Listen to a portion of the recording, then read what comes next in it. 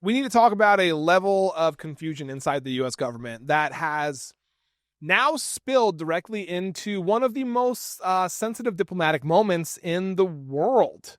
I mean, the future of the war in Ukraine.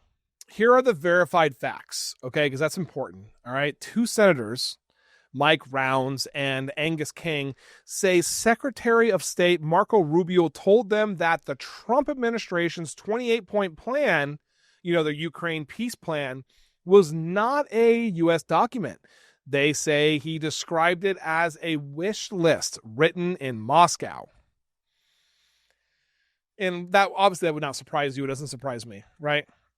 And of course, Rubio denies ever saying that. I mean, the State Department backs him completely. And right there, we have a complete split between two branches of government over who authored a major peace proposal in the middle of a war.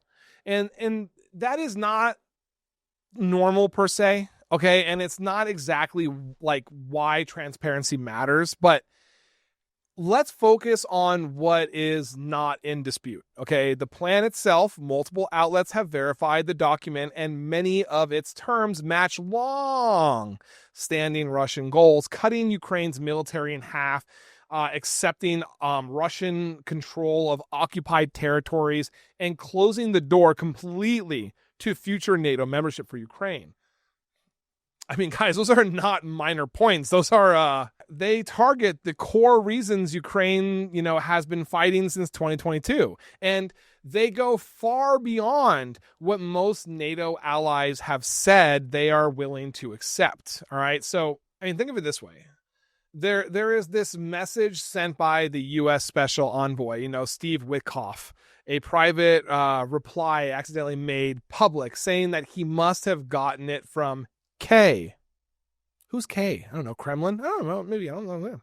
I mean, many interpreted that as a reference to his Russian negotiating partner, or Kremlin. I don't know.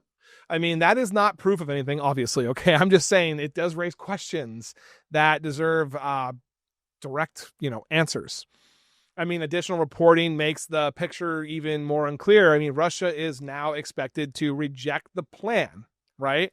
Ukraine was not involved in drafting it. And Trump himself has said the document is not final, even as he set a response deadline. Okay, that doesn't really make much sense. So here is the center issue. When the United States negotiates a peace framework that could rewrite, all of Europe's security for basically a generation, there cannot be a competing narrative about where, the document came from, who, shaped it, or what, America's actual position is. If the plan reflects U.S. policy, the administration could be able to basically defend its terms openly. But if the senators misunderstood Rubio, which I doubt they did, they should explain how that happened, because right now the world is watching the United States send mixed signals at a moment when clarity is super essential. It just blows my mind. I mean, and the bottom line is simple. A peace process built on contradiction and confusion. I mean, let's be real. That can't hold. I mean, come on. Allies need stability. The public needs honesty. And the United States needs to show that its decisions are guided by its own strategic interests, not anyone else's, like the enemy, like Russia.